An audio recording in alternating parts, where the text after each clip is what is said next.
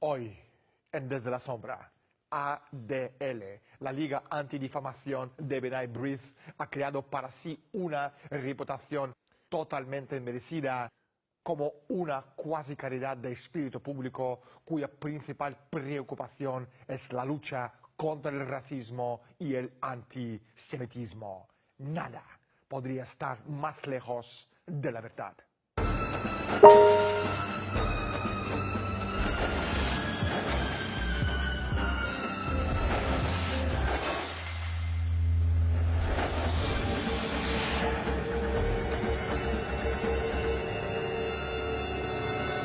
ADL es un frente de las relaciones públicas de una rama del crimen organizado estadounidense fundada por Meyer Lansky durante la primera década del siglo XX bajo el patrocinio y mecenazgo de los principales intereses financieros angloamericanos.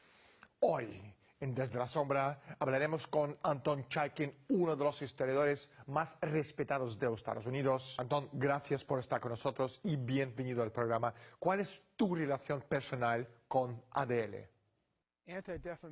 La Liga Antidifamación entró en mi vida por dos razones muy importantes. La primera razón es el movimiento de Lyndon LaRouche, que fue atacado en 1986 por grupos de agencias públicas y privadas que formaban parte de la Liga Antidifamación y jugaron un papel deshonesto e ilegal.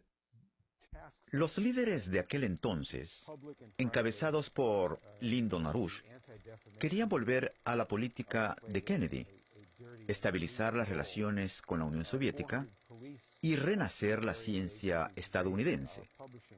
La Liga Antidifamación pretendía ser una organización judía para proteger los derechos civiles, representando a las malvadas agencias transatlánticas del sistema oligárquico, pertenecientes a la derecha, para que Estados Unidos siguiera hundiéndose. La segunda razón que influyó aún más en mi decisión está vinculada a la historia de mi familia antes de que yo naciera. Mi padre, Jacob Chaikin, fue impulsor y experto jurídico del boicot contra la Alemania nazi. Cuando Hitler llegó al poder en Alemania en 1933, aquel boicot paró las ventas de mercancía alemana en Estados Unidos. La Liga Antidifamación le declaró el boicot a la Alemania nazi y previno a la comunidad judía que no participara en acciones públicas contra Hitler.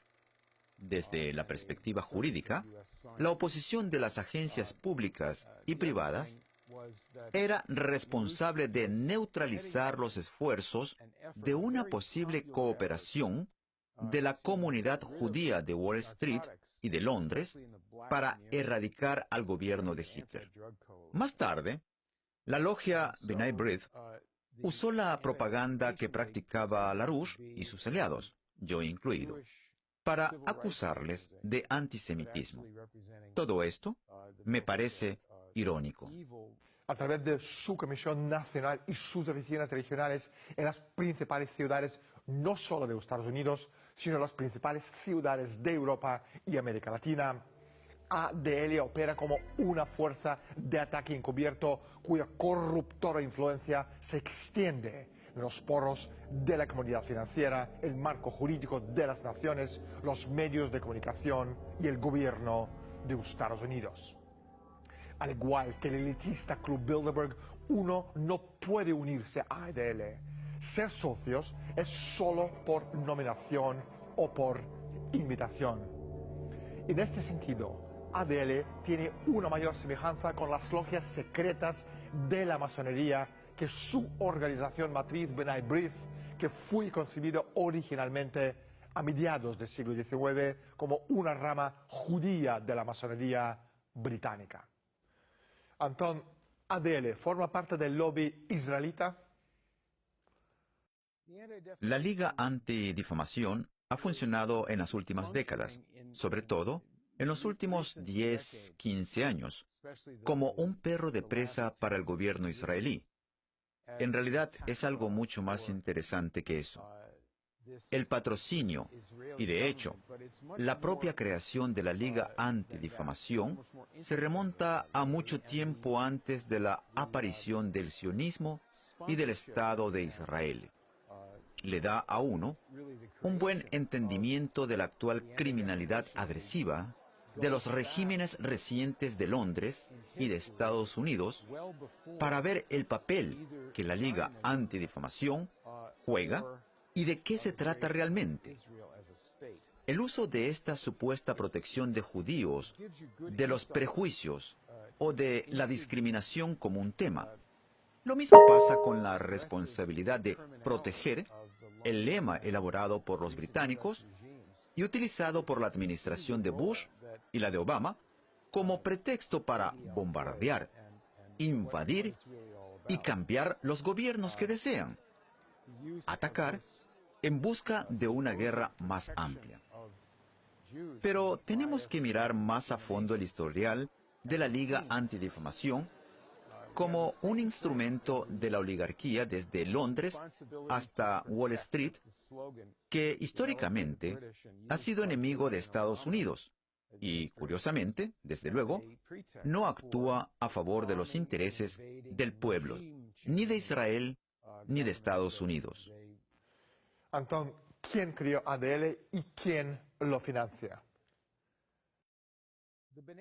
B'nai B'rith es la organización matriz de la Liga Antidifamación y empezó su existencia en la época de la esclavitud en Estados Unidos, varias décadas antes de la Guerra Civil estadounidense. Creo que fue en los años 1840 y los 1850. Se basaba en la fracción francmasónica de Gran Bretaña, que representaba una herramienta para desarrollar la política agresiva de la Confederación que llevaron a la escisión de Estados Unidos en los 1860. Se trataba de una fracción muy especial dentro de la comunidad judía, porque la mayoría de los judíos durante la Guerra Civil respaldaban a la Unión, servían en el ejército de la Unión y, tradicionalmente, intervenían contra la esclavitud. El grupo B'nai B'rith, parte de la fracción del rito escocés antiguo y aceptado fuera de Londres, contaba entre sus familias a Simon Wolfe, el jefe de la filial de B'nai B'rith en Washington, D.C., que era colega de John Wilkes Booth, el asesino de Lincoln, y que fue detenido por el servicio secreto del presidente antes de aquel suceso.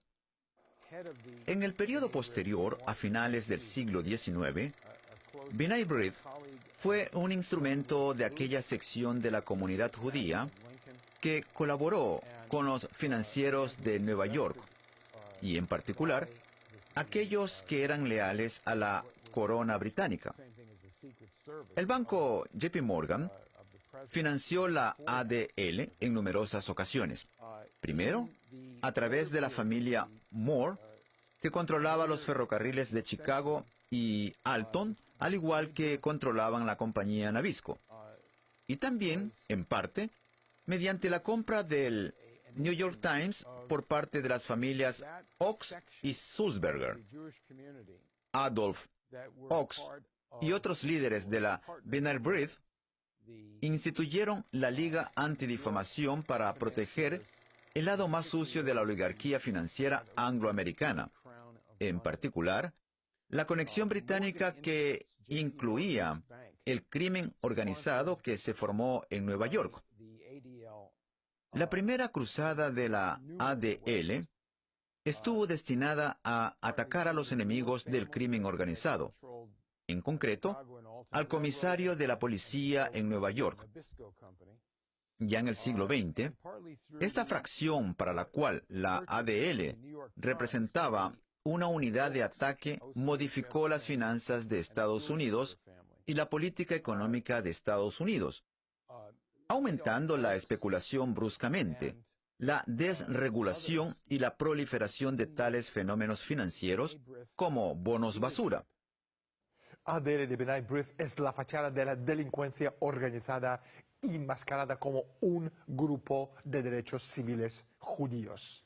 el capo supremo de la mafia estadounidense, Meyer Lansky, fue el intermediario en el matrimonio entre ADL y el FBI. La dirección de ADL incluye muchos lugartenientes de Lansky que han dirigido el grupo como un brazo de la protección para el componente sionista del Sindicato Nacional de la Delincuencia. Los vínculos ADL-Lansky eran infames desde la época de prohibición en adelante.